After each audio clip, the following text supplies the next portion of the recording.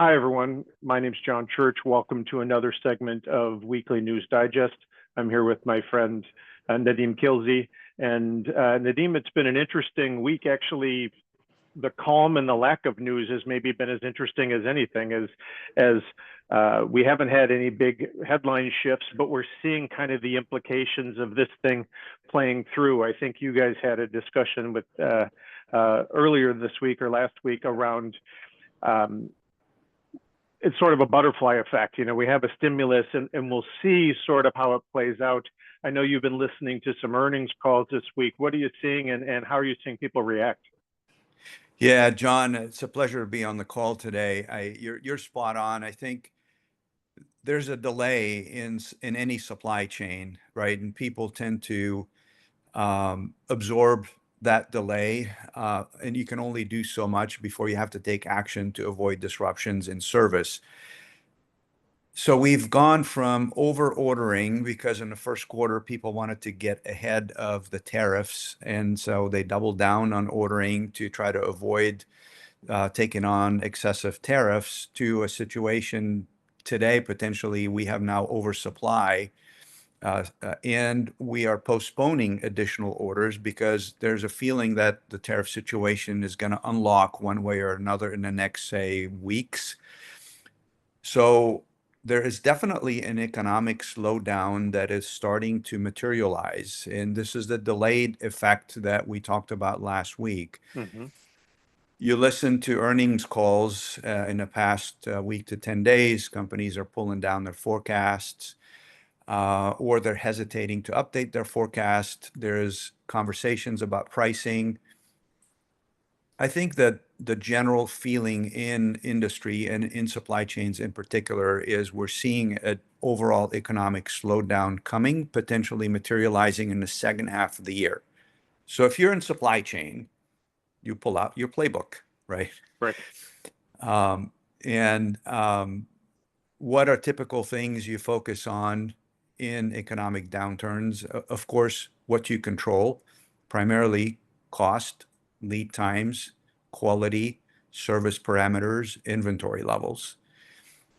You have headwinds, but you also have tailwinds because of the headwinds. What I mean by that is, for instance, SKU rationalization, which Mm-hmm. tends to be a bitter pill to swallow when you're talking about revenue implications. But in this case, with the headwinds coming with potential pricing, timing is ripe for bringing that SKU rationalization playbook out and beginning those conversations about, hey, those SKUs are pain points for the supply chain. There are lines that are potentially underutilized or expensive to run.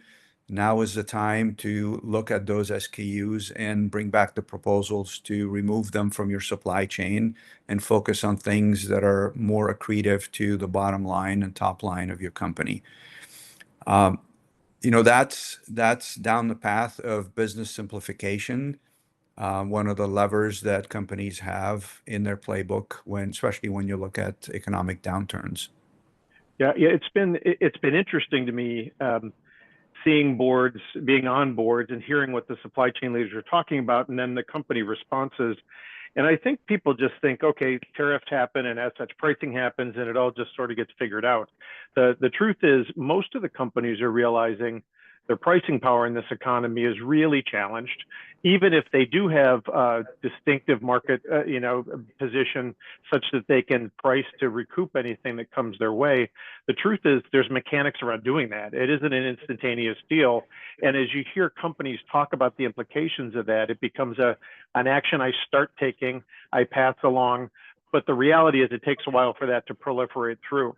I think the other thing we've talked about in other segments is you get the immediate impact to you if you're importing from China, if you're importing from another country and you're being exposed to tariffs. Most companies, I think, are still trying to do the math because they lack the visibility on what's their secondary and tertiary impact. And maybe to your point around, we know what's coming in the back half. My supplier has yet to tell me. And so people are a little bit afraid, well, I don't want to take 3 pricing actions. I don't want to take 4 pricing actions. So maybe we need to let this thing play out a little bit further. That's just going to lead to more complications.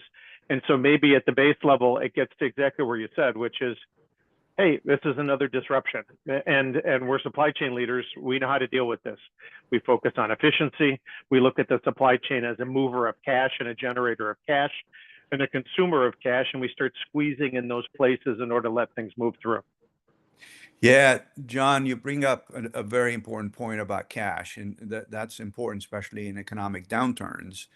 Now is the time to look at where you're spending money. CapEx is one area that companies invest money in. Now is the time to look at what do you need to do in terms of protecting safety and quality and continue to spend there. But things that, for example, you're buying a new line, you're opening a new factory, can you push that out into next year? Right. That is one way to preserve cash, which is super important in economic downturns. Another way to preserve cash is look at your inventory, particularly slow-moving inventory, obsolete inventory that is sitting in warehouses, occupying your balance sheet.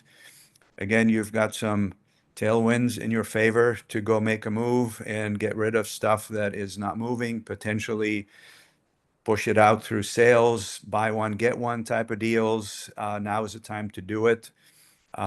These are opportunities to take advantage of in these economic downturn situations. Well, and 2 interesting facts, right? Where you and I would have had a very different discussion 4 years ago, where the interest rates were in a different place than they are now. Now, cash costs a lot of money, and I think we've also seen companies maybe overreact, take on more inventory. They've got more cash employed than they'd like to have.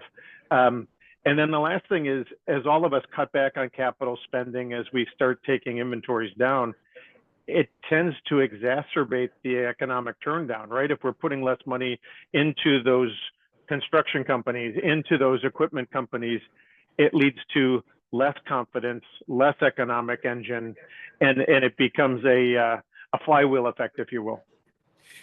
Totally, totally. And again, to the delayed effect of what's happening, right? In supply chain, it takes a while for things to take their course. You move, from one node to the next node in supply chain. And we may not feel the pain of what's going on here until sometime in August or September. But reality is you see what's potentially coming, and the best thing you can do is to start to prepare. And that's really those conversations about, are we looking at what we control? What is your value proposition? Continue to focus on that. Continue to focus on servicing your customers. Make sure your quality is as good as it's ever been, and continue to work on that lead time that makes customers come back to you and prefer you as a supplier versus others. So Nadim, it's been a pleasure talking with you today. I think that the more we continue to talk about this issue, it's feeling like maybe this isn't the existential crisis that we've seen, but rather this is the playbook we've all experienced before. We look at a problem, we know the levers we get to pull. As always, the use of cash in this environment becomes very, very critical, and companies having to figure out what's their style to go through this. I think the part that many, many people don't understand is what you talked about earlier, this idea of, a problem that happens takes a while to play through. It takes a while to play through, not only on how quickly you experience the cost, but the actions that you take to try to mitigate some of the offsetting pricing. These aren't instantaneous decisions. These are things that play through over time, and it requires us to be on top of our game. When you look at capabilities that are important in this environment, what are the 1 or 2 things that you think are just critical for everybody to be focusing on? Yeah, John, I think being nimble and staying very, very close to the macroeconomic development, especially if you're a multinational company, you got to stay tuned because things are moving very, very quick. And you got to have and maintain that capability to be very reactive. Unfortunately, you got to be very reactive so that you can minimize the implications or potentially take advantage of the implications to come out of this in a much better position as others. I think that's a really good point. You know, every coin has two sides, and we tend to overemphasize the negative side, but it always creates an opportunity on the other side that, if we're prepared to take advantage of, could indeed be something that leads us on an entirely new path. Thanks for joining us today, Nadim, and thanks for joining us if you've been tuned in. If you like what we had to say and what you're hearing, hit that subscribe button and leave us some feedback.